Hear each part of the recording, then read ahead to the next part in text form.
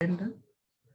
For as long as there is inequitable access to public goods and the structure of the economy is skewed against women, we have a duty and a responsibility to continue building each other in the faith and say all things are possible. So in the absence of that celebration, all that I've just read about continues to be the plight of women.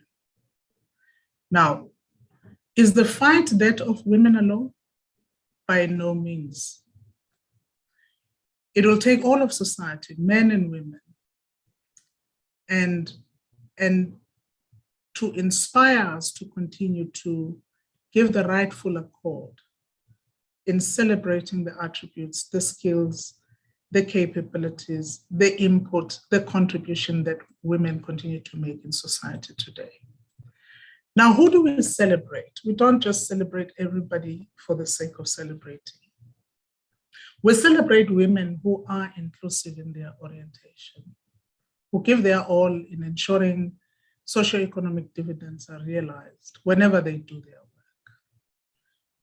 We celebrate women who have done well in achieving that which they have set themselves out to achieve. Personal goals and ambitions are deeply fulfilling when reached. I know this for a fact, but they're even more so fulfilling when their impact is felt mostly in the uplifting of others. We celebrate women who live and lead ethically, who lead with integrity, with empathy, and in an unbiased manner and without the othering of others. So we celebrate all of you gathered here in this virtual platform. We celebrate that you are here and you matter and you are relevant and you were born for a purpose, which you live out with fear and trembling. Every year on this day, and again on the 9th of August in South Africa, we search high, we search low to find where it is that you're hiding. And we give you a platform such as the one that SISPAM has created through Zenande leadership over the past 4 years.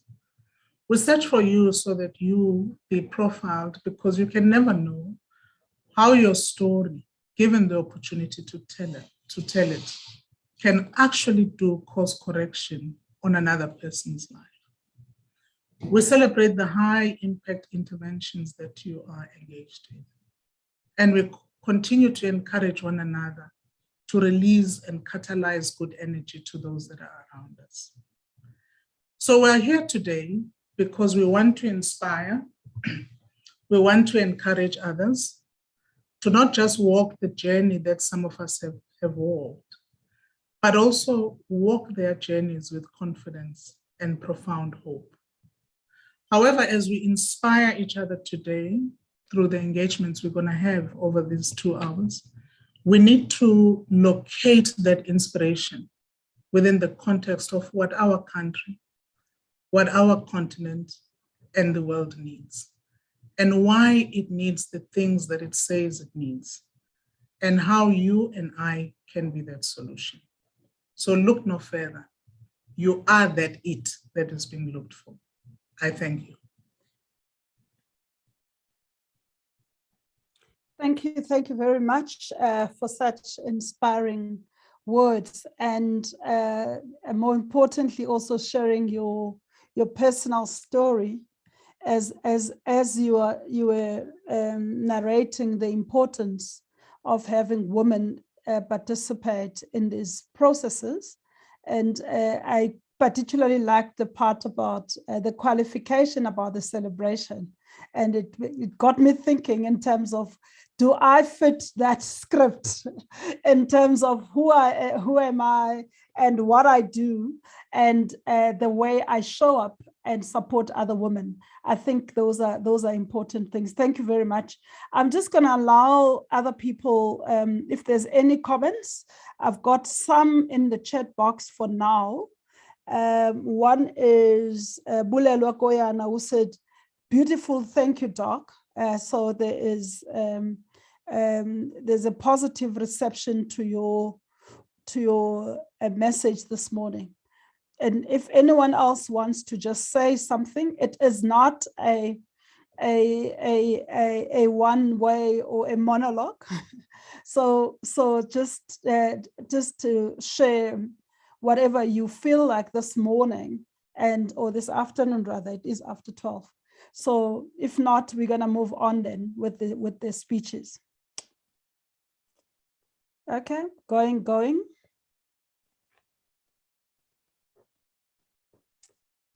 Remember, we're in a celebration, ladies and gentlemen. And so when we're in a celebration, everyone gets an equal opportunity to say something, but we'll move on. So we're gonna move on to the second segment of our program. Thank you, Dr. Bridget. And that is the program, the segment that deals with more about issues around climate change. And I just want to make sure that let me just pin the two speakers.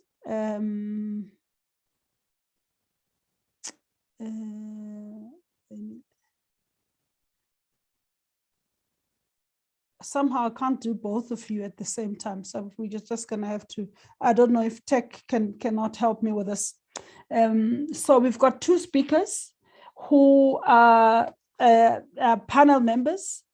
We've got a question for you whilst we're getting, let's see if seeing that whether we can pin the two speakers together or spotlight them. There's a question for you, Doc, is that firstly, it is from Tandiwe Kodongwana, who says, inspiring. I would like Doc to elaborate more on her joining the industry at 16 years of age. Ciao. Good morning. Good afternoon. Of course, I will recognize it because the Mumfaza Samachawe. Sister, I started at 16 because I was one of those who elected when I was doing my first year studies to work, right? I came from the rural parts of KwaZulu-Natal and I was studying at Port Elizabeth, and I really didn't have the kind of means to make sure that I make it through university except for finding employment. And I elected to work in the very same built environment that I knew that I was training to be active in. So by a stroke of luck, having had knocked on quite a couple of doors, I found an employment at age 16. So I will develop, I will work during the day and then study and also do my architectural outputs in the evening. So that's how I had an early entry, such that when I got my first qualification, it was easy for employers at that time to appoint somebody who already has got works capability behind their name, which is an opportunity which was better for me as opposed to the peers that had to only start their work post qualifying. So that explained how my early entry was literally at the same time that I was doing my first undergrad. Thanks. Thank you very much. I think for me, one of the takeaways from that is the fact that it's the working and studying, and then that in itself might have taken a lot out of you, given the fact that you were at an early age of 16 balancing working and also studying. You must have been very committed and clear on where you were going. Well done with that. Okay, so I'm going to move us on then to the panel. Thanks. And then the panel is two, should I say, ex-colleagues of mine that I used to work with in the Department of Environment. I must say, though, they're much younger than me.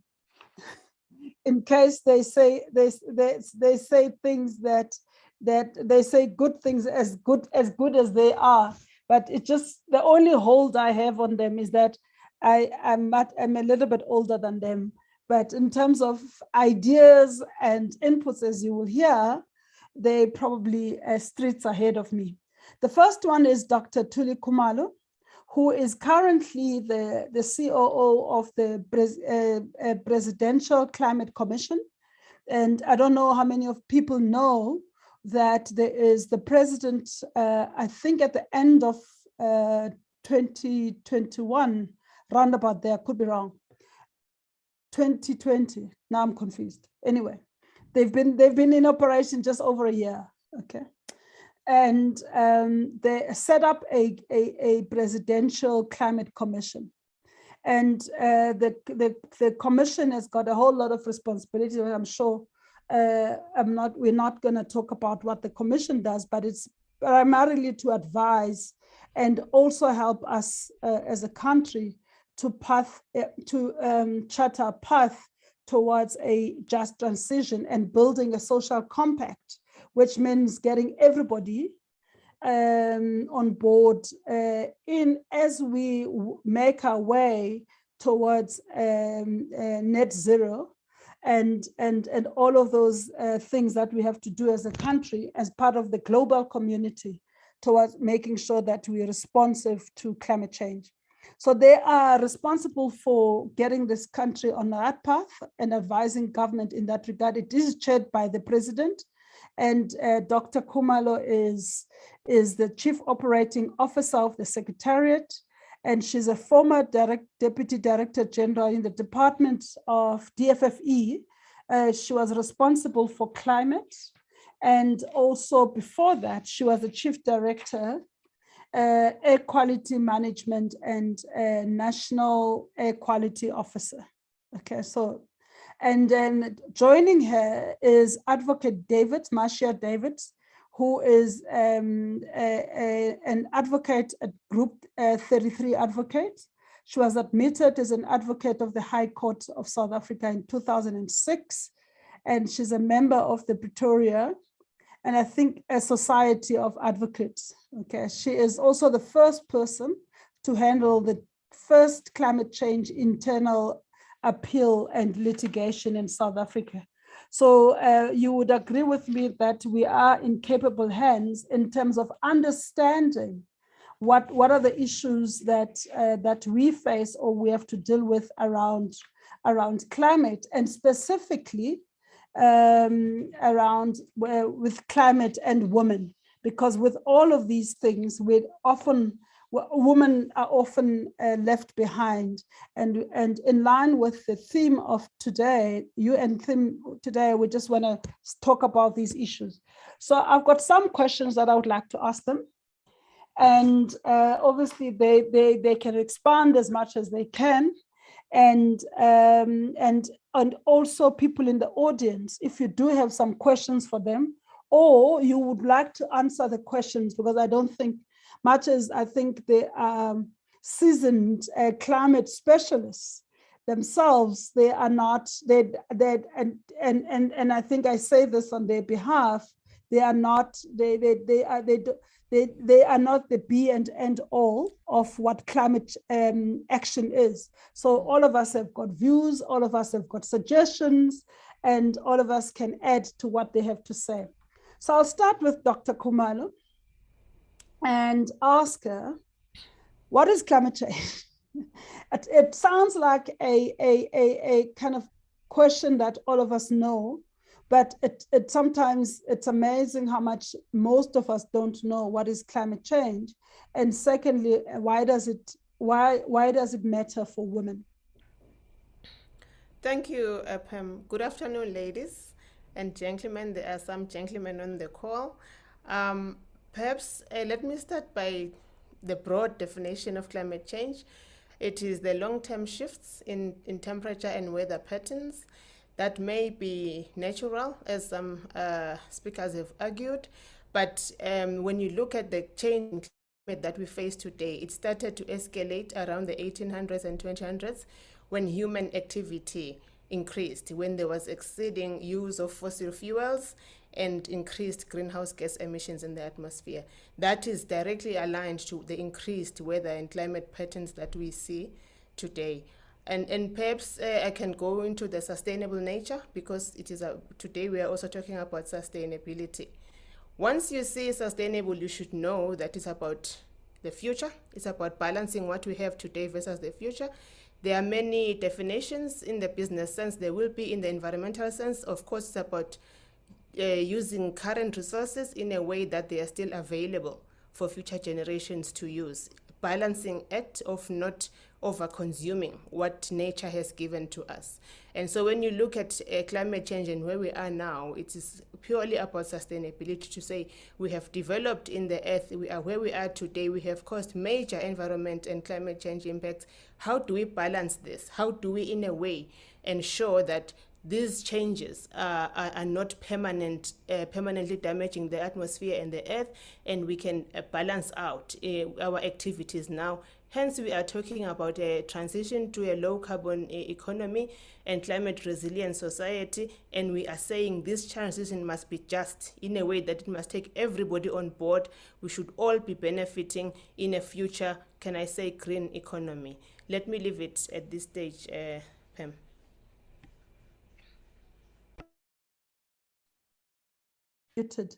I'm going to ask Marcia to add to that, and maybe also answer the second part of the question, is that women and people, and I think broader rights, and I'm sure as a lawyer with a legal mind, there are certain rights that are in the process lost, and or maybe trampled in the process of just as we are growing as an economy. Thank you, Pam. I think when you did your opening, you touched on a few things that I was going to talk about, but I would like to start by saying no challenge, and I will emphasize no challenge, poses a greater threat to the future generations than climate change. Climate change is already impacting how we live our lives, and it is an intrinsic link between climate change, gender, poverty, especially gender. So, and it's a well-known fact that during conflict, women face heightened domestic violence, sexual intimidation, human trafficking, and rape. You did touch on that earlier on.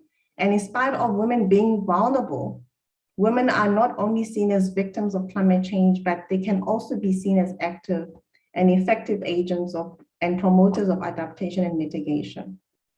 Just to illustrate, I just want to venture out to say, when I talked about the conflict and how women get affected during conflict, we had COVID-19 pandemic, and there were, I think, increased numbers of rape during that time.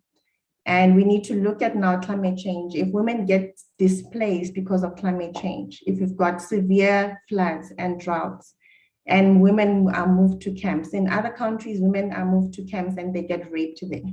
We need to take a stand and do something as women. And because we have really committed internationally in the Paris Agreement, there are actually provisions in the Paris Agreement that actually protect women, and that encourage countries to take steps to protect vulnerable groups, which are women and children. So that's where I think we need to be able to take a stand and make a difference and not sit back and wait for things to be done for us. We need to have a voice. We actually have a voice, but we need to use it effectively. Thank you, Pam.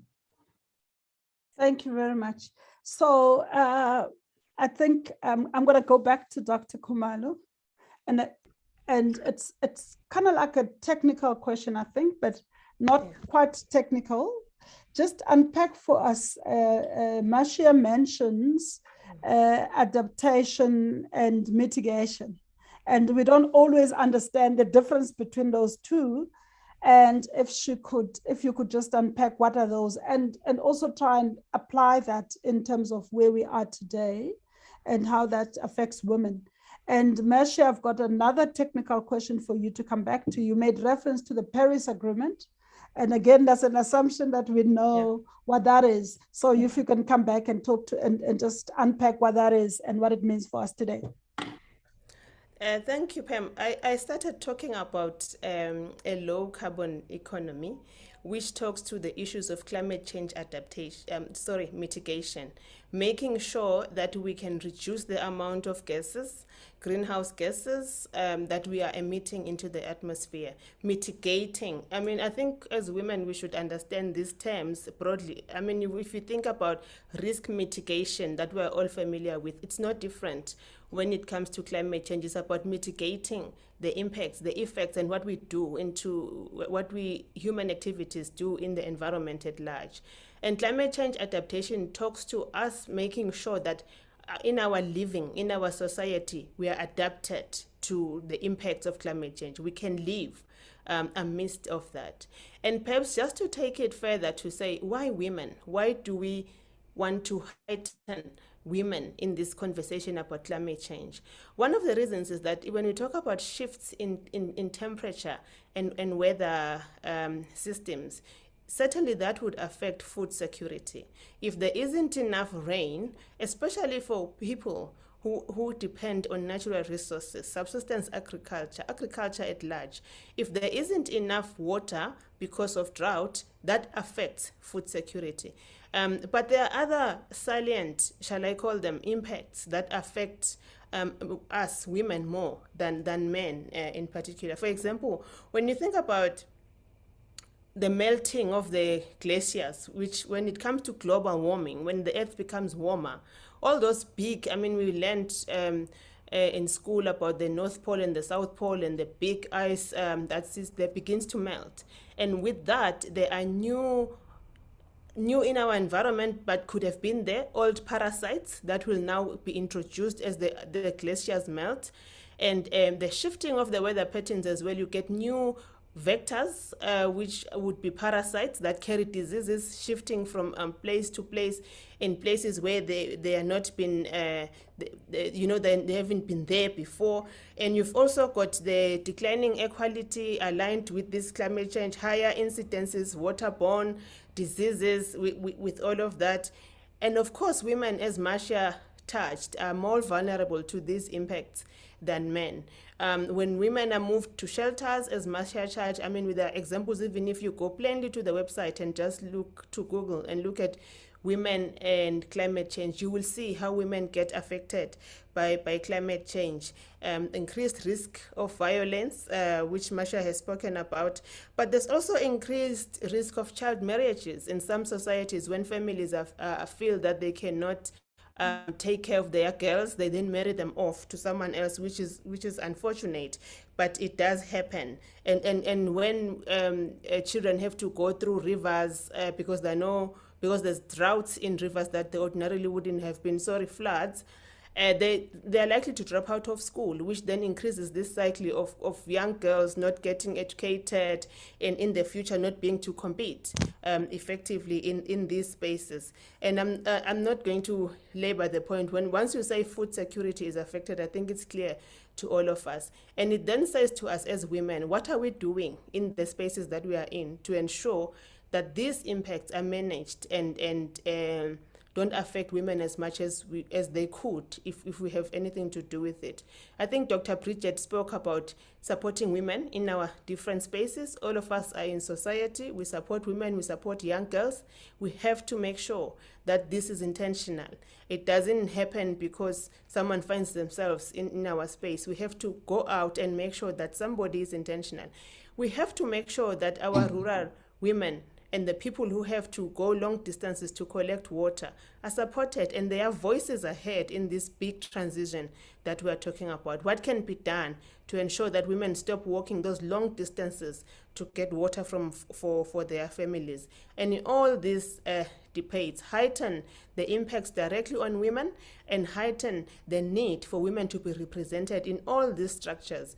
And I know once we talk about floods, women collecting water, food security, we take it back to those communities. But the issue here is that women must also be represented in the decision-making structures, in the boardrooms, where we make decisions to say, where is this project going to go? Climate change adaptation project, climate smart agriculture, where are we taking this project? Women must be involved in those conversations and those decisions about ourselves and our futures. Thank you, Pam. Let me leave it here. Thank you very much, Marcia. I don't know if you want to add and also help us with the Paris Agreement. Thank you, Pam.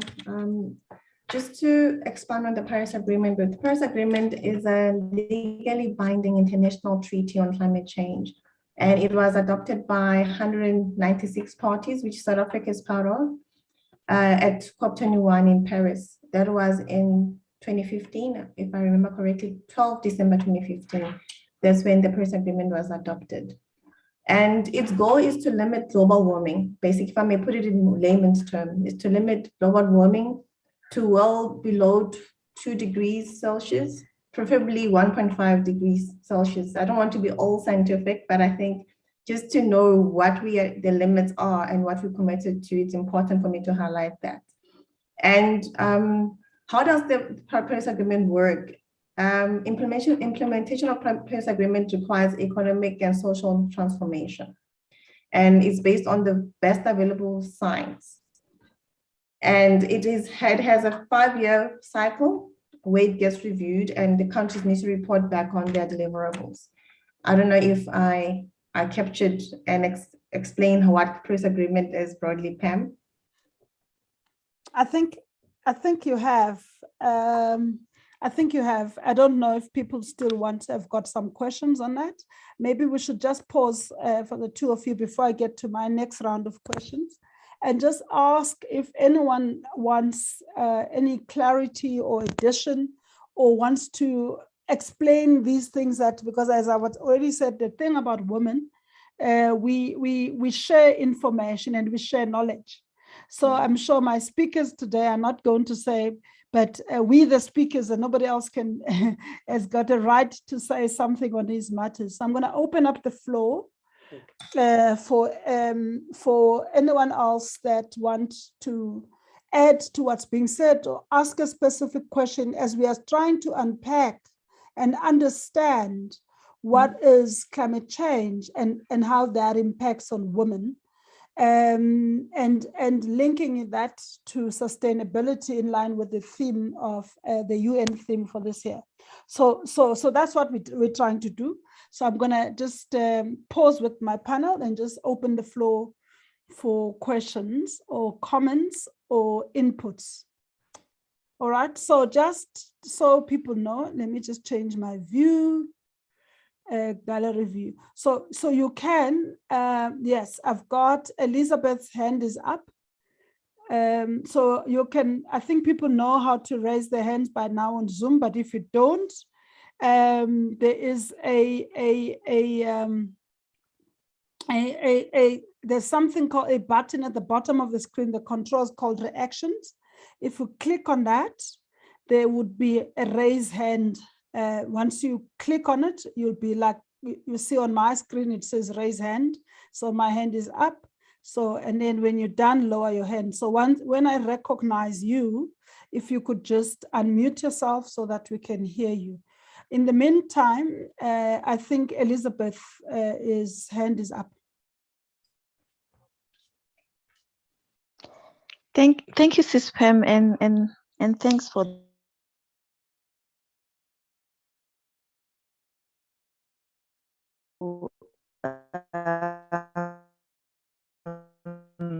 information from Mika. Spoke about something called social, which really taught what do we do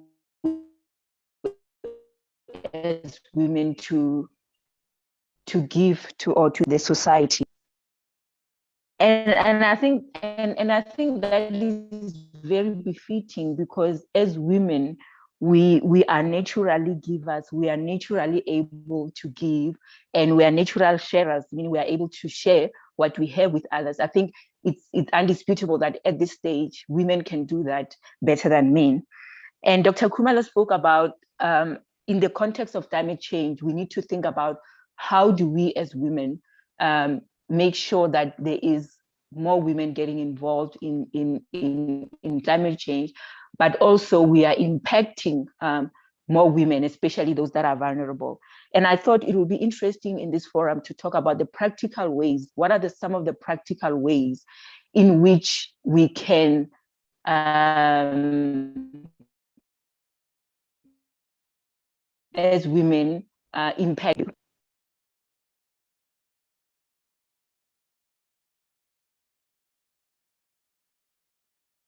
Is it just me who's lost Elizabeth? I think her network is unstable. Okay. But I've Yeah. already asked my question. Can you hear me now? Yes, we've had you. Okay. Okay. All right. So there's, I see there's a question to Dr. Kumalo who has answered in terms of the. She says that there's a question: was does the PCC have subcommittees, for instance, in departments such as DFFE and within the public entities such as SEMPACs? She says there are subcommittees and where commissioners serve. Commission meetings are live streamed. And maybe I see your colleague Rory Sang is on the call. If Rory Sang could just put up your website and maybe some of your social media handles, which assist with people on the chat, so that people just can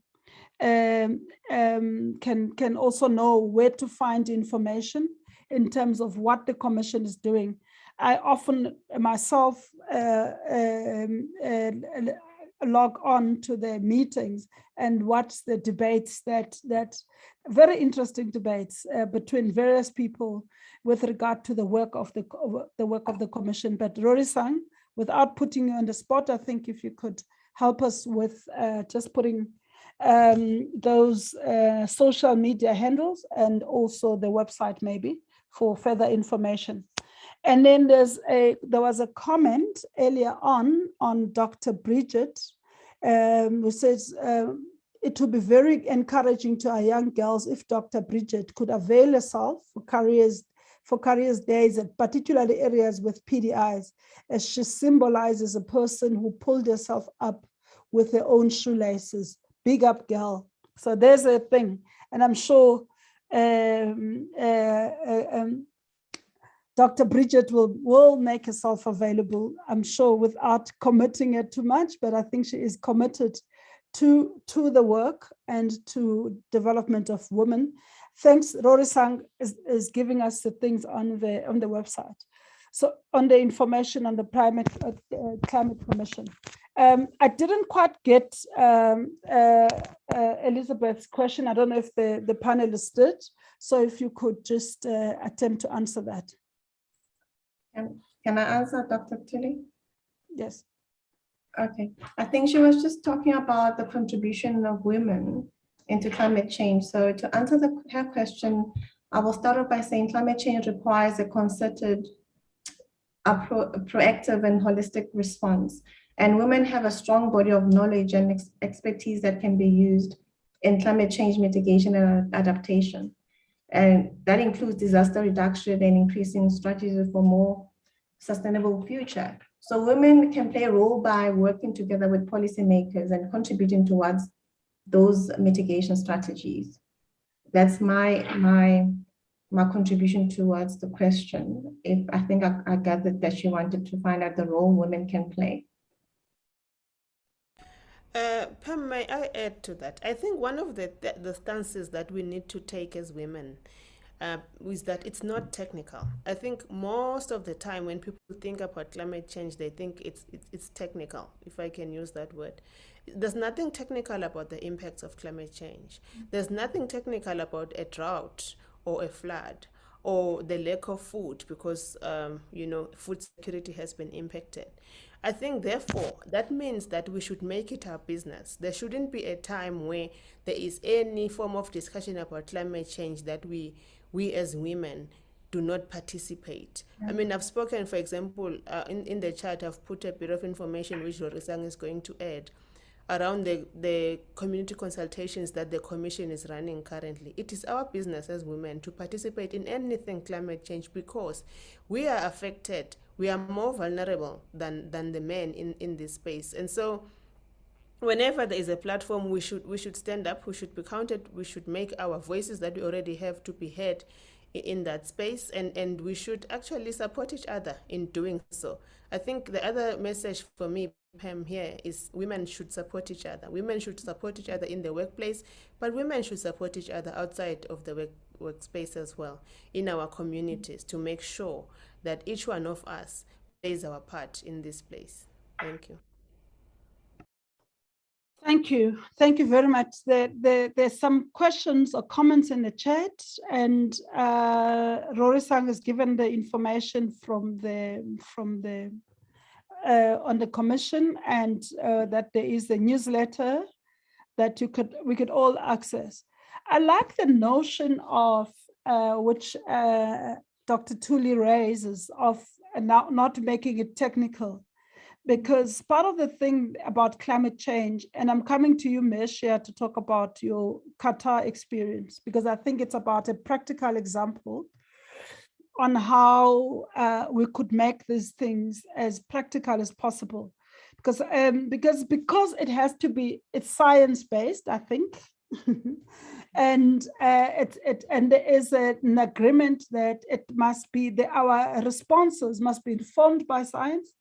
Those of us that were in 10C, or when we went, remember when we went to school, there was 10A, which was the science students. And I was a commerce student, so I was in 10C. And there was always this thing about those that are in 10A are the clever ones, and they know everything. And so when you start saying something, it must be science-based, and then some of us would then say, oh gosh, this is not for me. And I like the message that you're putting across, that it's actually impacts on our social lives, on our economic lives, and therefore we need to start demystifying what it means practically in terms of impacting on people's lives. And I think that for me, that's an important point. I know, Mashi, I'm putting you on the spot here. She did say, I mean, I think it's time to brag about this. I don't have permission to say this, to share this, but I think you could share on your behalf in your kind of latest thing that is also about something that is practical, but it's also showing that the possibilities that we can have. Yeah, over to you. Thank you, Pam. Okay, so I was selected to be the first African woman to study a master's in football and in Switzerland. So I'll be representing South Africa for a year doing that program. How I was selected is they just find out how I can match climate change and football. There is a link.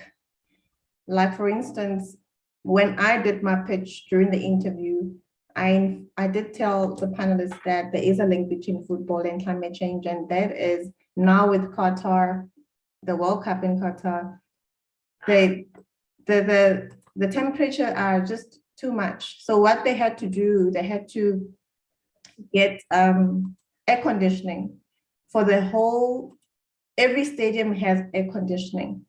Then that means they didn't have somebody in the planning team to talk about climate change mitigation. So I've been matched with FIFA to help FIFA plan for the next World Cup that are still coming, on the planning team on how they can really plan going forward, looking at climate change, not only looking at the sport itself and how people love the sport, but how they can actually change the minds of the fans. And because that's a sport that people really, whatever you say to football fans, they will do. And I think this is a great platform to really spread the message on climate change. So that's the practical example that Pam was talking about, to say, how can we make a change? We can make a change by actually being innovative and collaborating with other people. I mean, the answers are already there. We just need to dig deeper and try and find out how we can work together as people. I mean, Dr. Thuli, she's a scientist, I'm a lawyer, but we almost speaking the same language here. So I think collaboration and working together and holding hands, we can go very far. So that's my story. Thank you. Thank you very much. Congratulations on your appointment. I thought I should share that. I didn't prepare her for this, to say this, and I'm sure she's probably kicking herself and saying, why did I tell her? But I think part of the thing that we don't do well as women is to just showcase and congratulate each other and sing each other's praises. It is a big deal to have an African woman to be advising FIFA, which we all know is a big organization, if not a country on its own, that is responsible for the management of football. And that given all of that planning that they did with their experts and everything, that they didn't think about the impact of putting air conditioners in all of the stadiums in Qatar and forgot about climate implications of that. And we get a South African woman who's going to be part of this planning team and making sure that something is done. And good luck with that. And thanks for raising the bar and keeping and raising our flag as South Africans, that and as women, because the other thing that we do as women is that once you bring one of us, now suddenly we want to all come to the stadium. So that's the thing. So we are rooting for you. We're part of this thing, and we want to make sure that FIFA. And I think moving forward, SAFA in moving forward, there is also a conversation to be held, Dr. Tuli, about how do we also make sure that in the stadiums that we have, as people plan about football and matches that we're starting to bring practically, how do we do things that are not going to impact negatively in terms of our climate change trajectory.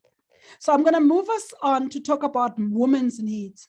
So what do we think women need in order? So how could, and I'm going to put it to the audience and then come back to the panelists on what do you think, having had what it is, having had how you can do something practically, and if you were to just say, what do we need as women to play our role in terms of climate change? So what should the policymakers know? What should the investors know?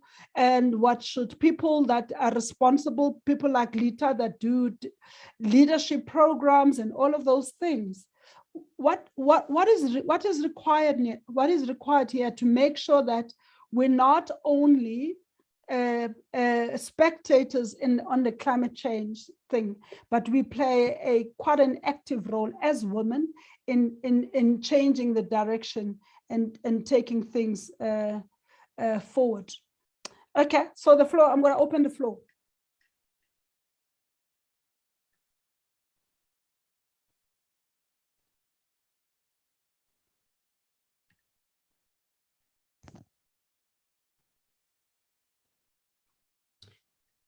Okay.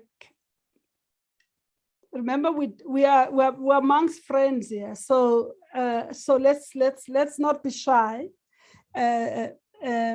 about what we can do, what we need.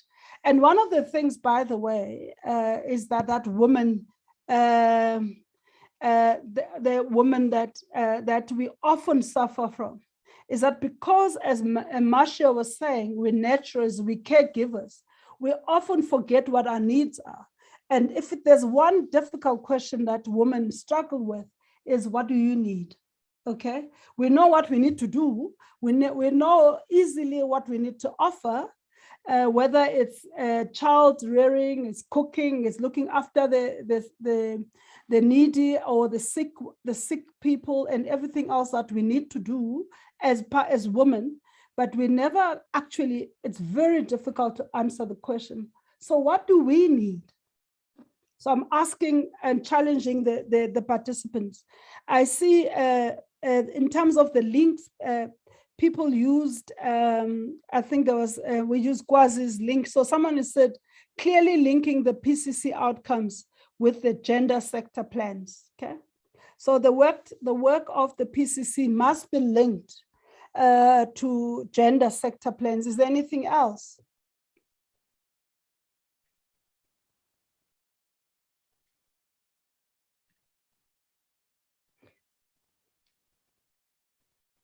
I'm going to ask the panel then.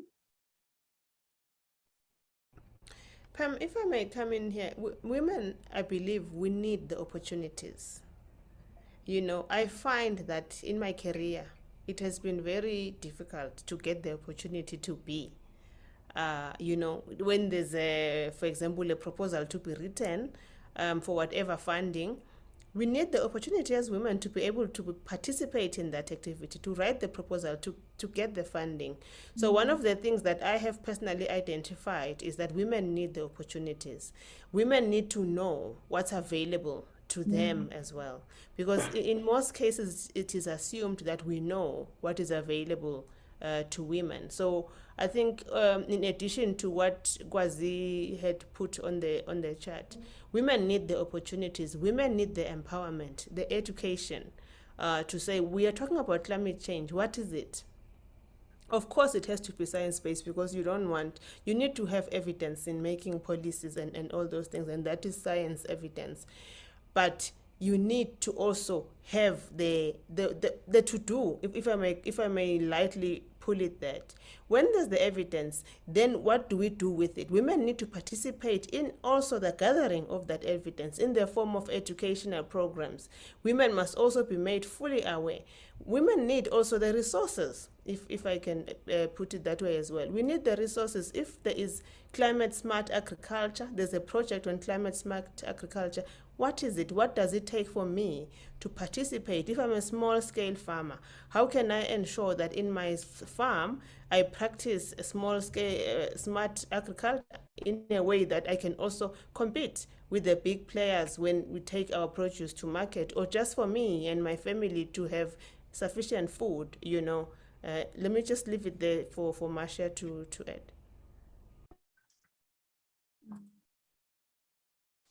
Marcia? Thank you, Dr. Thuli. If I may add, you're correct, women need opportunities, but I would like to be frank and say, as much as we need opportunities, we need to take the initiative.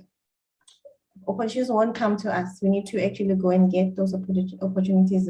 The funding is there, but probably how to get to the funding, it's one of the things that are tricky. And climate change is one of the things that people see it as a science. We need to bring it down to the grassroots. As you mentioned, it's not a science, it's practical. So we cannot sit and be passive as women. As much as we need opportunities, we need to collaborate. We need to stop making excuses. We need to change the narrative. Pam mentioned earlier on to say we need more voices, but we cannot have a voice if we don't have information. We need to look for the information. We need to have women like yourselves to say, let's empower these young girls, these women who are not literate like I am. How do we bring it down to grassroots levels? As you said, you've got programs at the Presidential Climate Commission, I just hope that it will speak to the layman and for women to be empowered so that they can take that bait and run with it and give it to the next generation.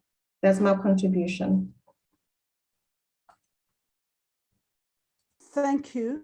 I've got 2 comments on the chat box, one from Tandy that says we need to prioritize ourselves in order for us to be the caregivers that society expects of us.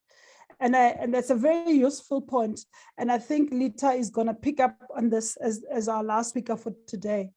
Then Jill Banding, who's the SGM strategy for SANParks, how to commence the conversation with the stakeholders living and next to national parks, and also in terms of our education programs with schools and communities, as well as impact of climate change on women doing business, EMEs, QSEs, SMMEs with SANParks. So how do they start that conversation?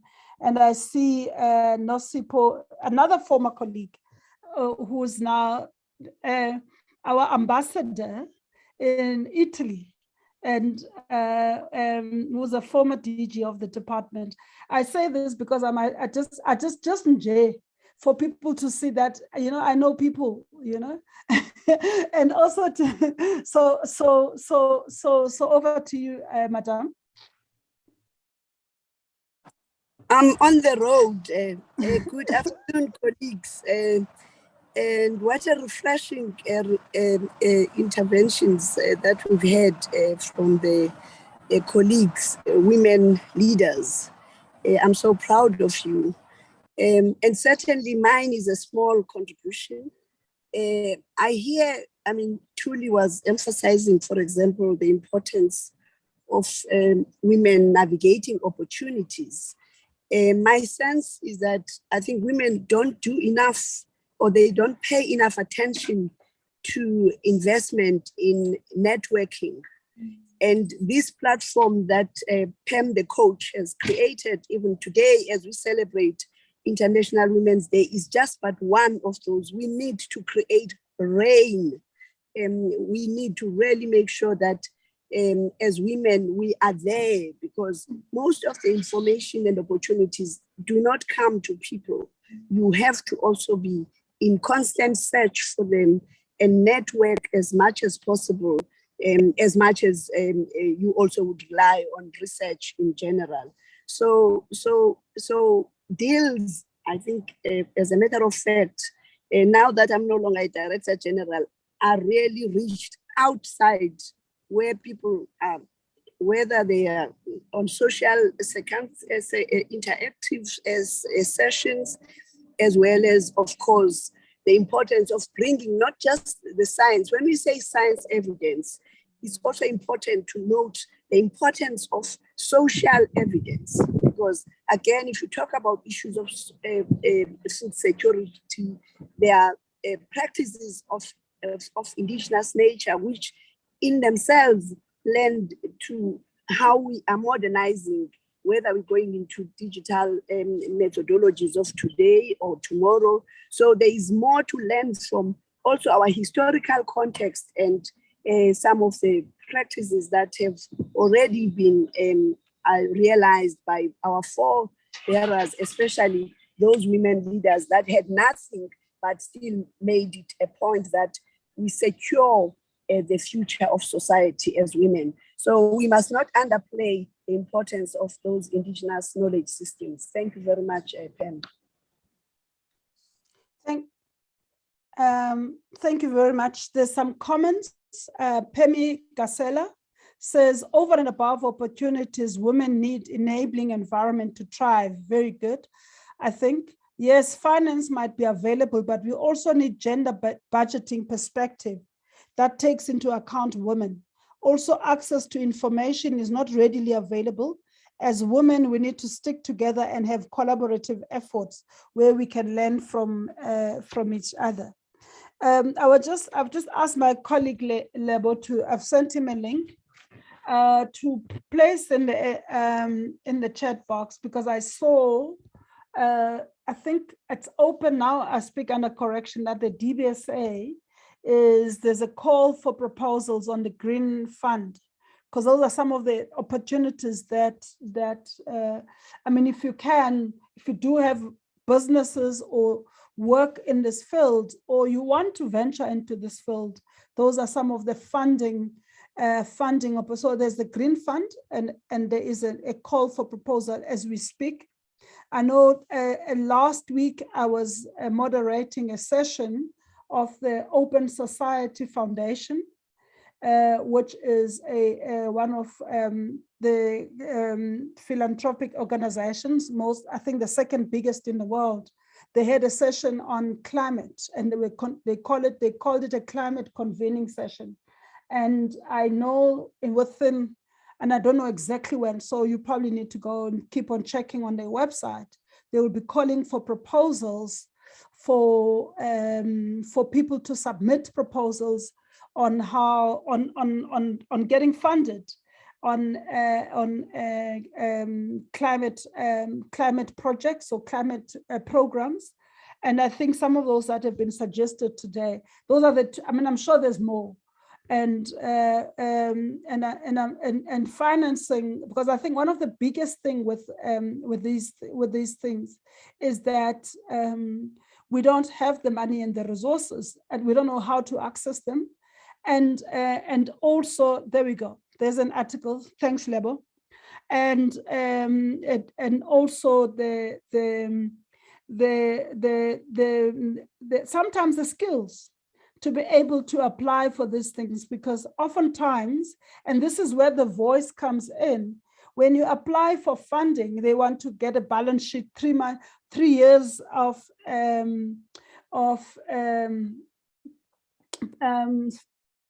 financials and all of these things. And if there's some of these things can be barriers to entry, especially for women that want to play in this space. I mean, there's a whole process in terms of renewable energy in the country. We should be playing in that space. More and more women should be forming consortiums to look in that space and make sure that we've got women-led organizations that would, or consortiums or companies that go out there and want to provide renewable energy in this country, or or whether we're talking about carbon trading. And I'm sure the commission can also look at what kind of opportunity. I think there's a piece of work that needs to be done in terms of just what are the opportunities that there is in the sector, and how can we best get more women to access those, and what support is required. And I'm sure other people on the call who work in various organizations will be able to share some experiences, or even if not, now that we've raised these things in this panel, that you go out there and look and find out more. I hope we would have created some curiosity for you to go out there and say, okay, this is up. So I've been working in this space for a very long time. It's time for change. And it sounds like this climate change space is one of the areas that actually I could move into. So I think for me, there's a lot of opportunities, but often we don't know what they are. And I hope the more we talk about voice today, it's about opening those opportunities. It's about making sure that we knock on these doors, and it's also making sure that we are aware and we make ourselves aware, whether we're talking about women in the boardroom that have to make policies in terms of what investment decisions that companies make, or it's women and grassroots women who are directly impacted in the way that the speakers have been talking about today. So I'm going to allow them to just give, the problem is always time, and I'm going to just allow you to just do your closing remarks. And as you're doing that, just talk about how do we engage, but including that your closing remarks. Who wants to go first? Dr. Tuli, you can go first. I thought I was letting the younger colleague go first in the but before I start on my closing remarks, Pam, I just wanted to say, also as women, we should acknowledge the power that we have, because we do have power. I mean, I can give you an example. We once did a stokvel in the office of 1,000 Rand a month that we said we were going to cash out in January. At some point, we had 200,000 Rand in that account. And we, I mean, imagine what we could do if we could put our forces together, even if all we get is a 1% partnership in one of these IPCs, independent power producer projects. It would mean we have entered the space, and it would open doors for future projects. I'm just saying we have the power as women, it's good to buy groceries, but we can look beyond using our stokvels to break the barriers of lack of funding for us to play as business players and partners in the space of the green economy in the future. And thank you, Pam. I thought when I start with the closing remarks, I should also, as I have said, we should, as women, empower each other. I should also acknowledge sisters online that have empowered me. I'm not going to mention names. I must also acknowledge, I see there's family online, friends online. There are many people, ladies, that are always willing to support us if we make ourselves available.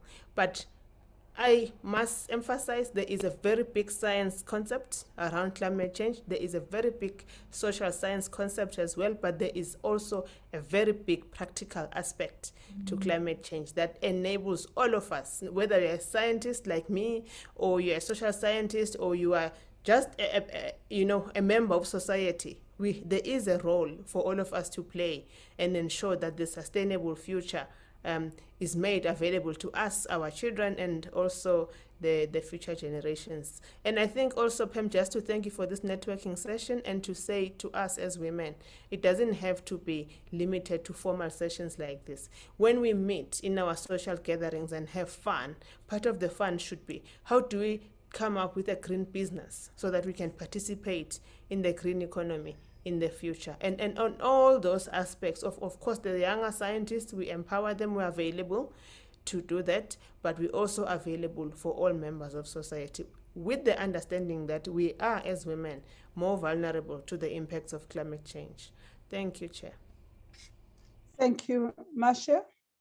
Thank you, Pam. I think I will just emphasize collaboration. I think when you spoke, you mentioned about knowing how to access these opportunities. And I would urge women on this platform to reach out to you. I mean, I think one thing's about proposal writing. It's not an easy thing to do. And if you don't do it right, you won't get that funding. So you are the expert here. And we would actually approach you and say, Pam, how do I do this? It might look intimidating and daunting, but I think if you've got women who can do this, and it's about also helping each other. We all know you cannot sit in your little corner and say, I'm going to do this proposal. You're not going to do it right. One thing's going to go wrong. And if you had reached out, you would have actually had an opportunity to get that funding. So I think it's about just standing up and reaching out. And if you don't know something, ask for help. So for me, my parting words is climate change affects women more than men. And we have more reason as women to stand up together to try and access those opportunities and that funding. And Dr. Tulu talked about the practical part of the climate change. Maybe if you think it's intimidating with the scientific part of it, there is a role that you can play in your little corner. Next door, you can probably in your street, you can come with women and say, let's plant vegetable. I'll plant the potatoes, you plant the carrots. You don't buy vegetables, you actually try and help each other as a community. And from there, you save money to do other things, like the stockpile of 200,000 rand. So little goes a long way, if I may put it like that. Bring it down to ground root levels. It's not that difficult. Let's just work together. That's my parting ways. Thank you so much, Pam, for this opportunity to help us grow and to learn from each other. And thank you for my big sisters. I think I'm the youngest in the room. But I've learned so much, and I do appreciate being here and being exposed and getting to know. The wealth of knowledge is very vast. I've learned so much, and thank you so much for this. Thank you. Thank you so much. I'm just going to go through some of the comments in the chat. Networking is critical, matching women with available opportunities as knowledge generators and contributors to shape the future. International financial instruments offer huge opportunities. Tomorrow, which is the 9th of March, the DTIC is hosting a webinar on renewable energy opportunities in South Africa. I'm sure if you go on the website, you will find this. And to opportunities to European private sector. I'm encouraging listening to the conversation. Power to women. Thanks, Pam, the coach, for creating this opportunity for initial conversations. Tandi says, Nosipo has raised an important issue around the importance of networking. We need to be able to stay away from working in silos, especially in the fields that we are not involved in, I think, or thoroughly represented, sorry. Opportunities for funding are available in the different DFIs, but need us to actively engage with them. And then Portia says, Green Economy Consortium of Women, great idea. And then she has to step off and apologizes. And Nosipo says, the world has really opened up to solutions. Leadership in climate action will not be realized without women leadership. The future is in our hands, various subsectors, and so on. And then someone thanks Zenande for the excellent speakers for an excellent opportunity to obtain more information and networking. Awesome and excellent engagement, ladies. We thank you. So that and by the way, part of the things, I mean, I will speak to my colleagues at Zenande and see how we take some of the ideas that came out of this session. So just make sure that you are on our mailing list. If you had registered for this session, we probably have your details, but if you didn't register, you just got a link from Kwazi, go to our website and just click on Ask Pam and then just put in your details so that we keep you on our mailing list.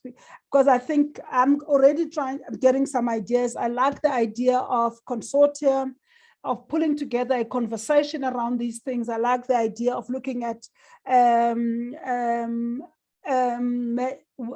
availing whatever information that there is and funding opportunities, and look what's available in terms of the DFIs and all of that stuff. And just to keep the networking thing going. And hopefully one of these days we'll do it face to face. And I think we're not far from that, but we've also known that we can still do it online, and we'll see what we can take from there. So I'm going to change gears slightly and get to Ulita, who's been waiting patiently to take us as the last part. I mean, we spoke about empowerment of women. We spoke about what could be done to assist women so that they not only take up this opportunity, they have a voice, we stand out there, we show up in different ways. And Lita is going to talk about how to improve our own capability as women so that we make sure that we have the necessary agency to take up these opportunities that people are talking about. And also we're not shy to stand up and be available. So she's a founder of Ilita Lelanga Coaching and Consulting, an experienced organization and leadership development specialist, transcendent specialist coach and mentor.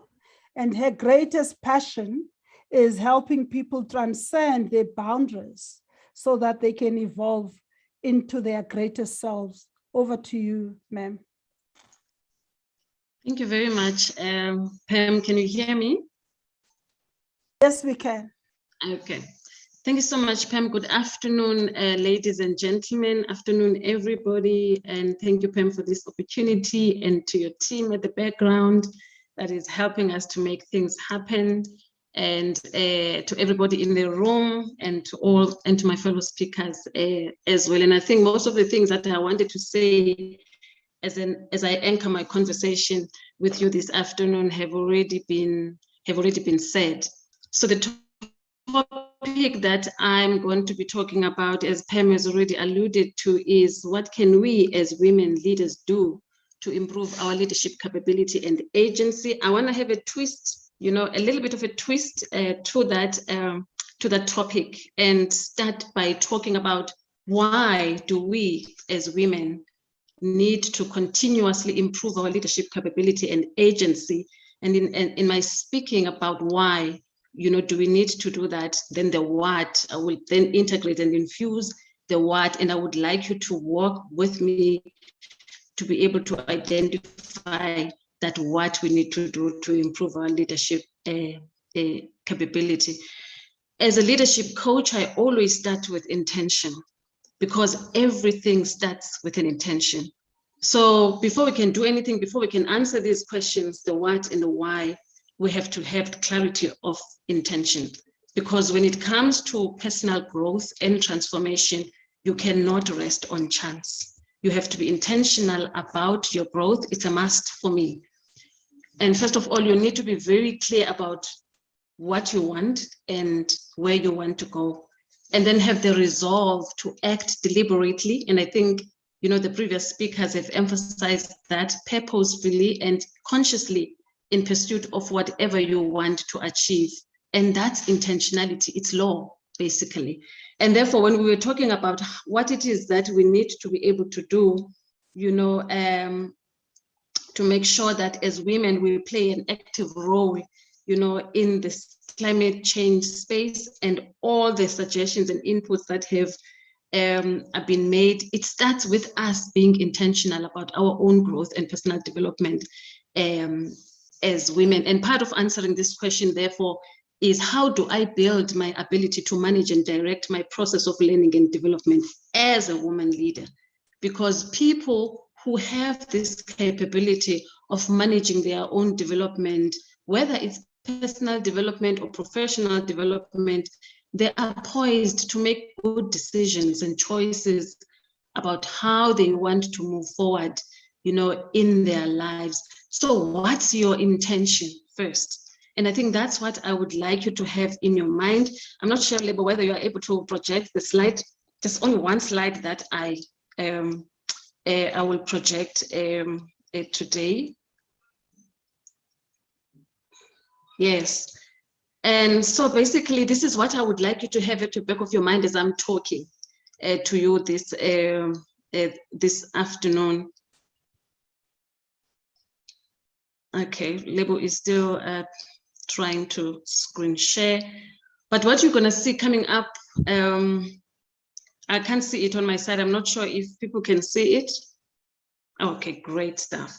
What I would like you to start thinking about is, I am talking to you today, what is my leadership intent? And I would also like you to think about, you know, where am I right now? If that is my lead role, myself, as a leader, my capability as a leader, and my agency as a leader, this is my intent. And then before you can get to that intent, you need to appreciate where you are. So where am I right now? And then when you have actually written your intent, and then you actually acknowledge and appreciate and recognize where you are right now, then those arrows that have drawn up there are actually arrows that are demonstrating what transformational action steps then I will take. Already, you know, from Bridget, you know, to our panelists, we were actually talking about the things that we need to do to be able to enter this space of climate change. And as women, we participate, you know, fruitfully and consciously in that space, because the world is open for us, I mean, as women too. So what transformational action steps then I will have to take as a woman to get to my leadership intent? And then asking yourself, who will support me in the process?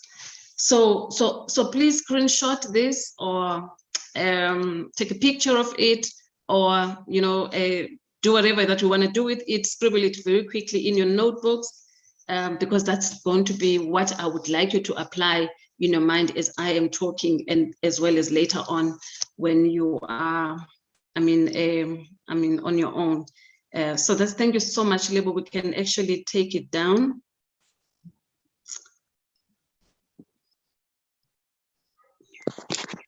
Thank you so much. And so because the reason why I'm putting that slide up front is that in your edge of leadership mastery, if you are able to actually outline what your intent is, because people lead for various reasons, we know that.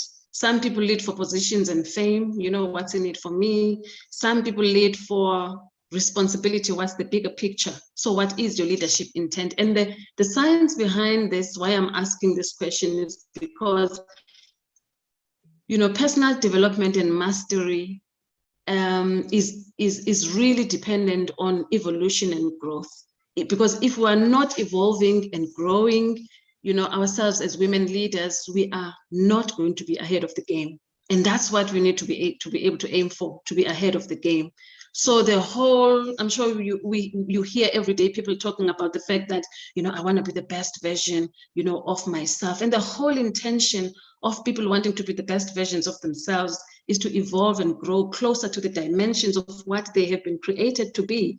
And then they focus on educating and empowering themselves ceaselessly, because learning is actually infinite. They go inside, you know, instead of pursuing things that are less important for them.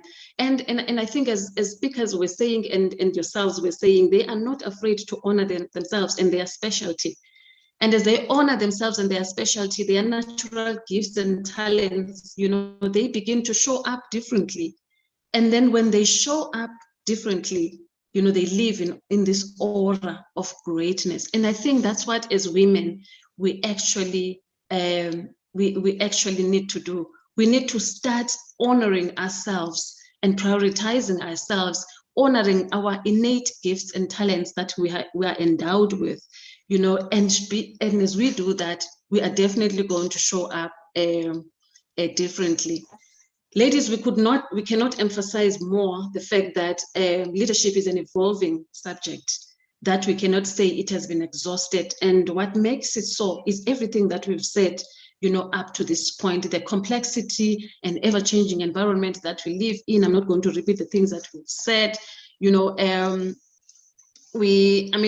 that actually makes us to be able not to continue with the traditional leadership approaches and practices that we have been applying. Even the recent leadership approaches, leading with emotional intelligence, becoming a resonant leader, people-centered leadership, you name it, adaptive leadership, they are starting to become overwhelmed and superseded by the changes the changes that are actually happening in the world, you know, because there's too much destruction out there, there's too much chaos, there's too much pain.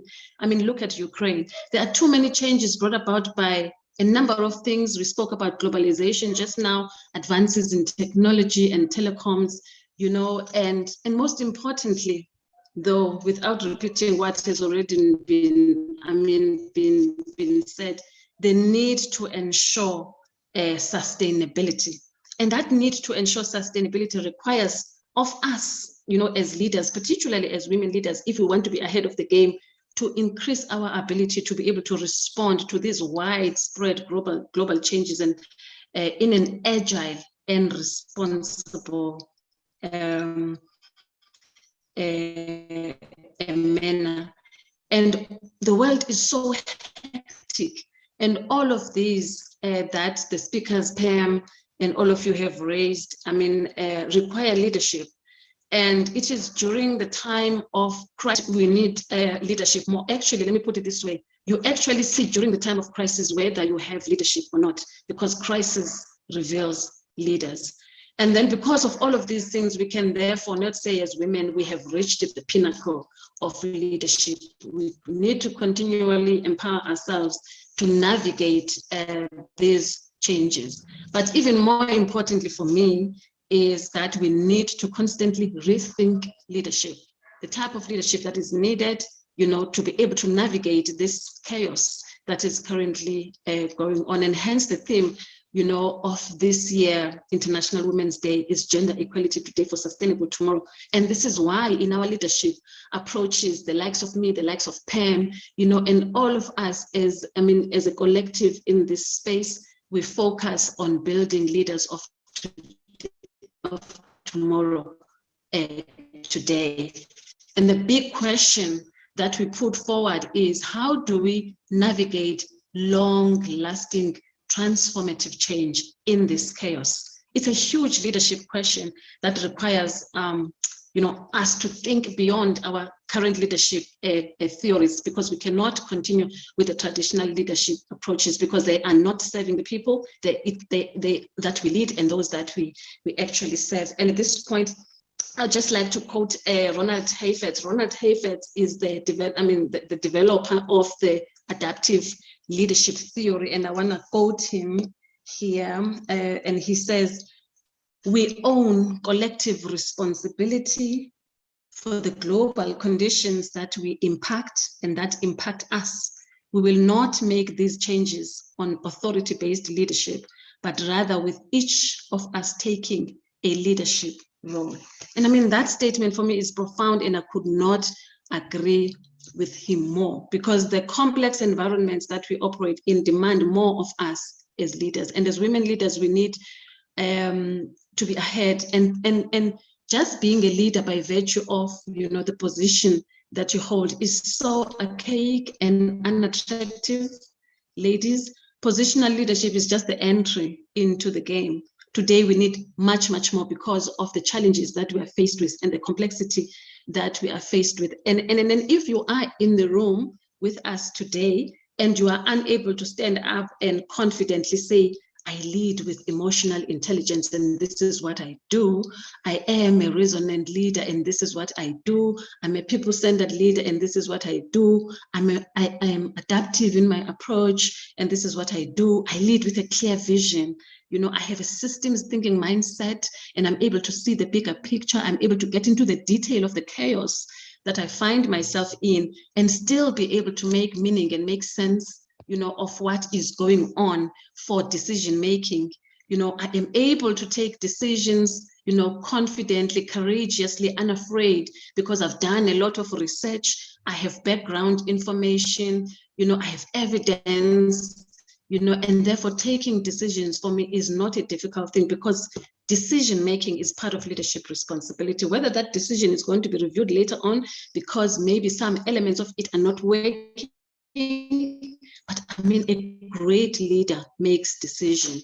And if you are not able to say, I'm agile, you know, in my approach in doing things, and if you're not able to say, I am continuously and continually expanding my capacity, you know, where I work and lead, I am able to ensure that I create opportunities for people to think expansively. You know, I nurture that expansive thinking of people. You know, I am able to make sure that, you know, people's aspirations and inspirations is actually set free. People are able to dream, you know, in my work environment where I lead, and people are continually learning to grow, you know, to learn how to grow together. I build learning organizations wherever I go. And if you are unable to say that confidently and stand up, I think you need to come and speak to us.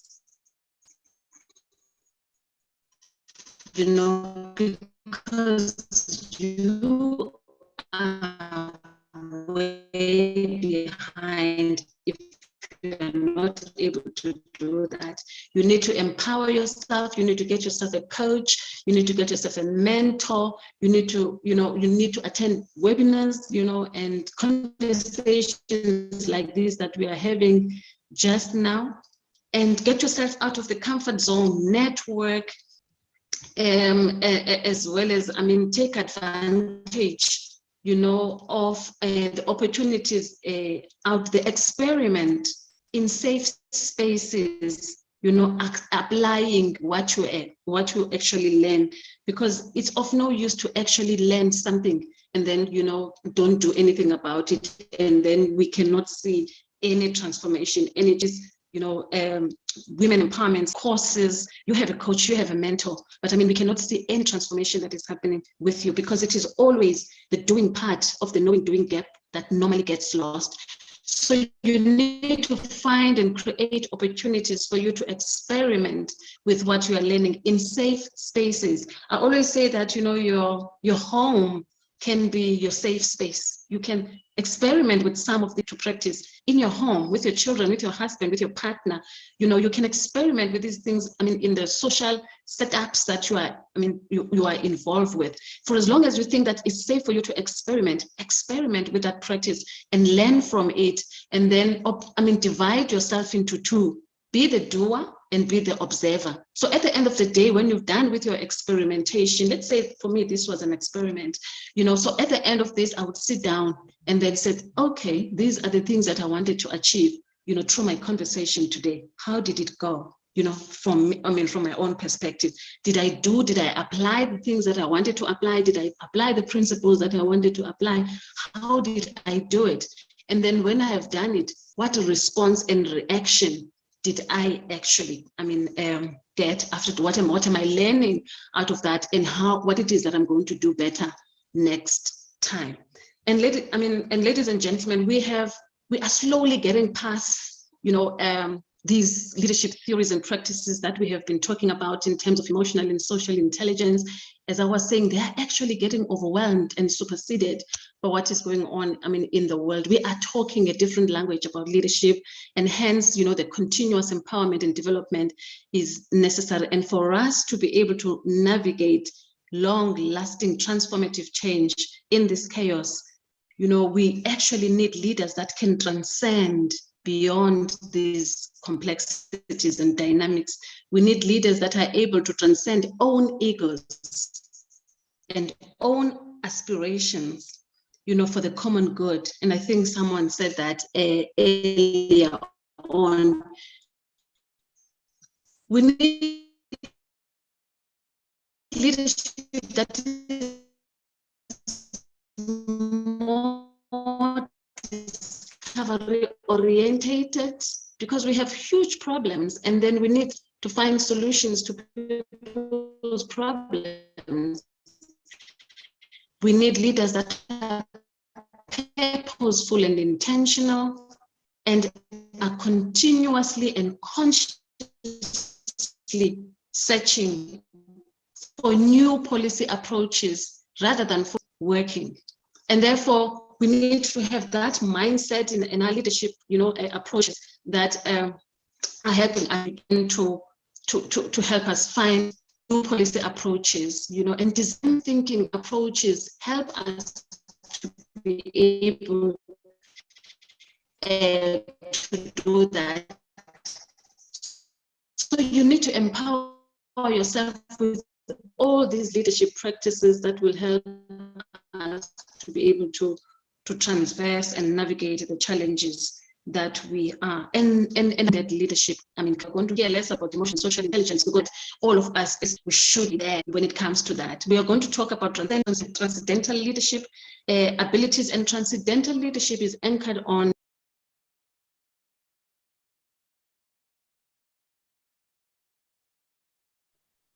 I think we've lost her.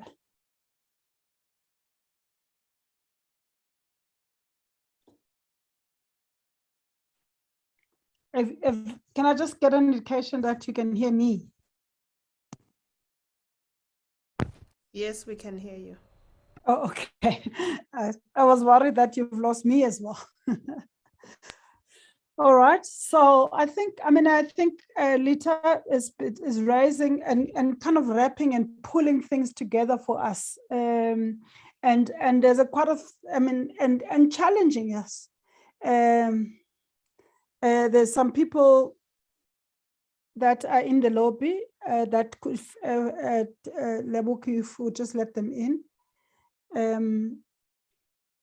Lita, you back?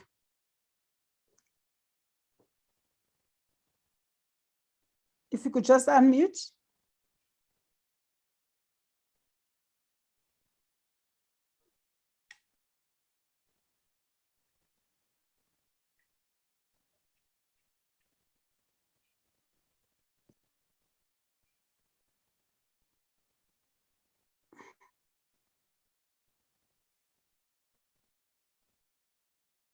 It seems like we can't hear, Shik. We can't hear it, but we can see you. But are you able to unmute?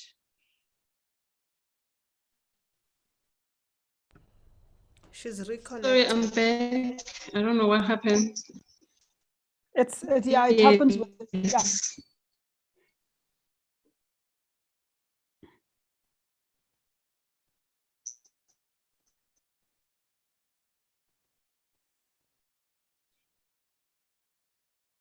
I think we've lost it again.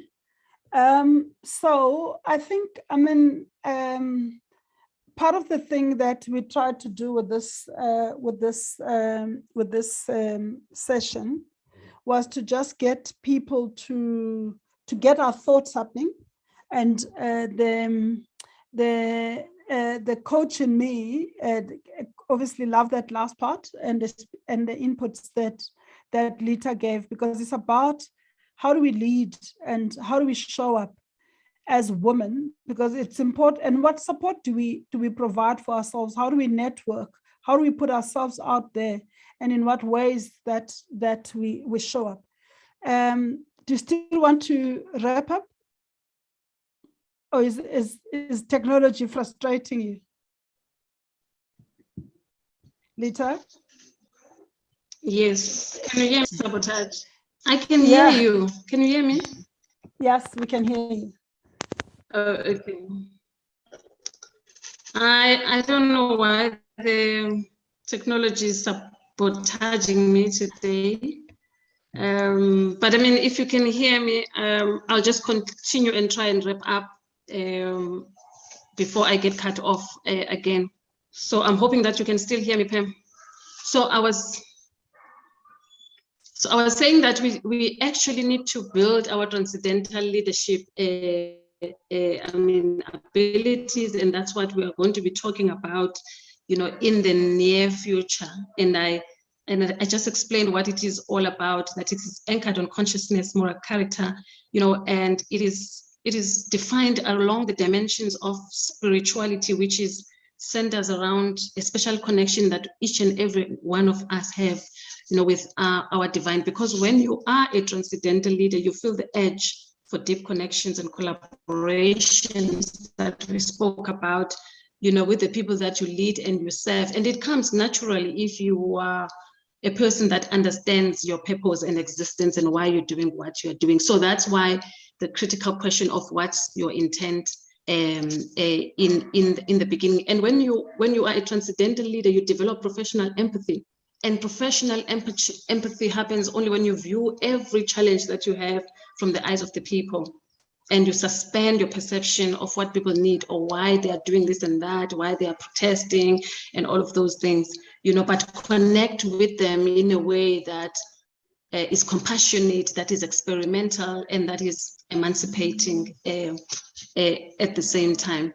Because sometimes we think that as leaders, we need to carry the world in our shoulders, when what we actually need is to go to the people that we lead and those we serve, and then simply put the question on the table for everybody to attack. This is the situation that we are faced with. What is your view? So I have learned in my leadership, through applying these principles, to be less directional in approach, and to be more conversational in my leadership. And as I said, using more design thinking approaches to solve complex problems. And I know that this view of leadership and this dimension of leadership has brought about an element of emotion, if emotions in it as a driving force behind leadership conduct. Because as a leader, you cannot only think, but you must feel for the people. And I know that this has proven to be so difficult in many of us, as leadership, particularly in the public service, where, I have a lot of experience because of regulations, pernicious influence of time, limited resources, visibility, and the need to scale up, and all of those things. And that focus only on timeframes and results and targets, it results in shortcuts, and it robs us as leaders, with exercising and allowing people to exercise intelligent discretion, empathy and compassion in the leadership that we have. And I would like, for us as women to be ahead of the game when it comes to this, because that's why we are experiencing short-termism today, a superficial approach to solving problems, and this illusion of taking charge that we have, because we are so event-orientated and we are not systems-oriented and long-term oriented in our approach. And I believe that transcendental leadership qualities and competencies, is what we actually need. And I'm talking about skills that are not in abundance, and I would dare say both in the public and private sector. I'm talking about expansion of adaptive leadership skills. I'm talking about an artistic approach, to leadership, because as leaders, we need to become artists. And I would love for women to actually become artistic leaders, because when you are an artistic leader, you lead by asking questions and allow for flexibility, creativity, risk-taking, interpretation, and experimentation that I was talking about. Design thinking abilities, because when you use design thinking abilities in your leadership approach, you allow yourself and the people that you work with to challenge the status quo, innovation, novelty, creativity, and valuing people, and concreteness, which is what is also very important. And I think an integrative thinking abilities, when you are an integrative thinker, you have the ability to hold two ideas in your mind at the same time and still be able to function and make decisions. Now you are able to balance between the analytical, logical mindset that characterizes all of us that worked in the public service because of the environment in which we work in, but you also artistic mindset, that creative artistic mindset that characterizes, artists, that desire for creativity and novelty and flexibility. And when you use design thinking approaches, that's what you actually get. And ethnographic capabilities are new skills that are coming up. Ethnography, we know, is the study of people, so we need to understand how people think and behave in their real settings, rather than make assumptions about, oh, they are doing this because, of this. And for you to have ethnographic capabilities, you need to understand how the mind works, because leadership is influence. So your role and responsibility as a leader is to influence what people think and cause people to do what they have to do, not because you are telling them to do so, but because they want to do so, because they understand the bigger picture and they actually know how to do, that. And I know, as I conclude, that, besides all of these technical, issues that I've raised, but on top of this, as women leaders, there are a lot of limiting paradigms that we suffer from. We suffer from imposter syndrome. We suffer from a guilty conscience. We suffer from, we subordinate ourselves and allow other people and their expectations to dictate how we're going to move forward. We doubt our worthiness, as leaders, and sometimes fear paralyzes or incapacitates us, that fear of being judged, and those kinds of fears do not allow us as women leaders to lead freely, and intentionally. But I say, because I also run a coaching program, and as you might anticipate, I've got a signature coaching program, Acting Your Way to Greatness, that I implement, and some of my coaches and mentees are in this platform today. But our biggest blockage as women is attitude to self.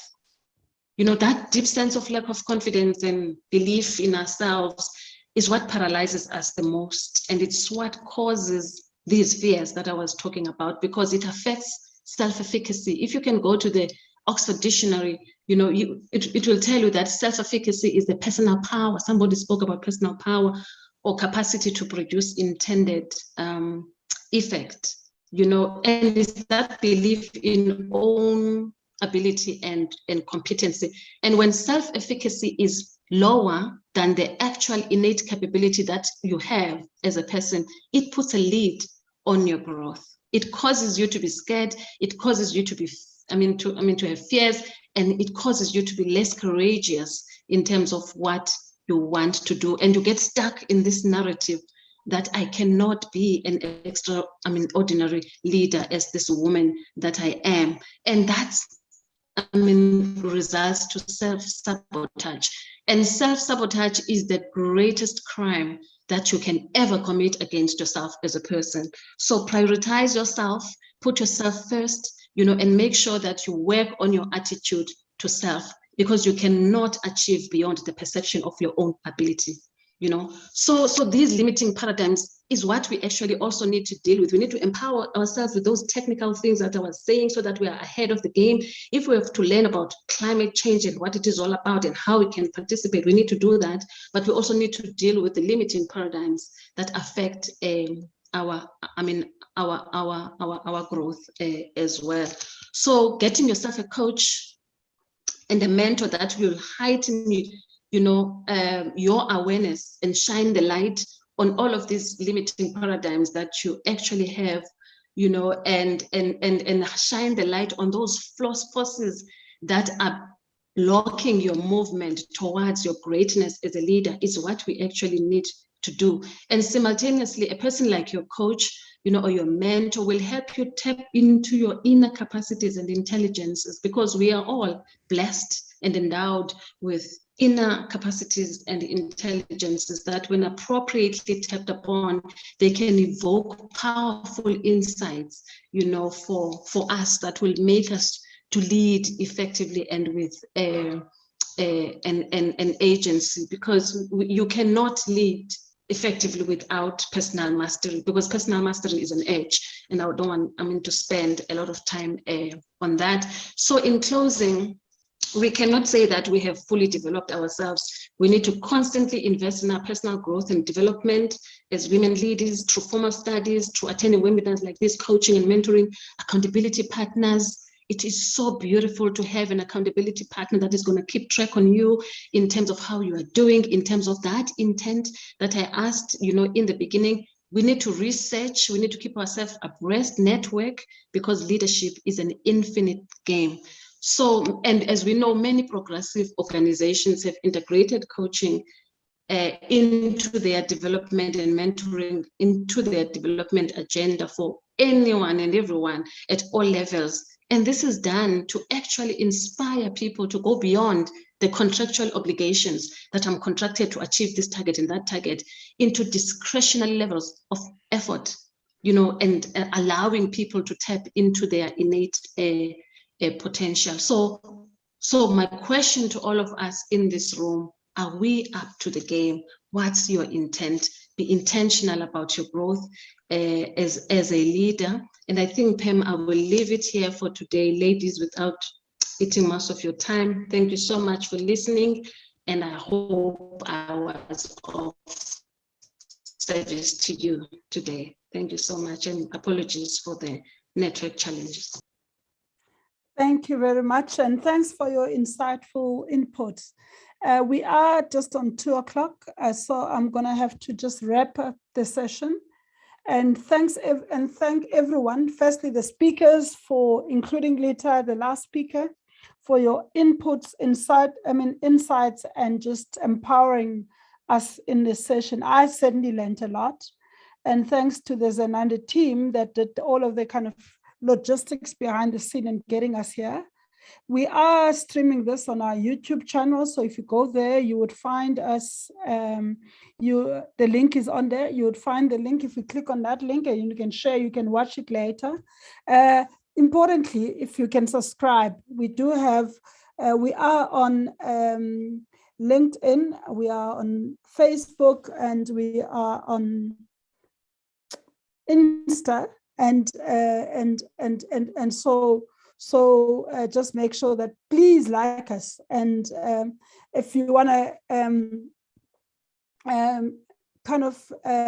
get in touch with us, and I've had some messages about we need more of this, and I note that, and we'll make that happen. So on that note, thanks everyone for coming, and thanks for sticking it out. You've kind of invested 2 hours of your day and yourselves, and celebrating yourself as a woman and other women out there, and sharing and networking with other sisters. And on that note, I'm going to say thank you, and have a good day further, and continue with the celebration and influencing other women out there. So that the more of us that are able to get out and reach out to others, and the more we spend time on ourselves as well, I think that we can have a better world. But thank you, and until the next time, bye-bye.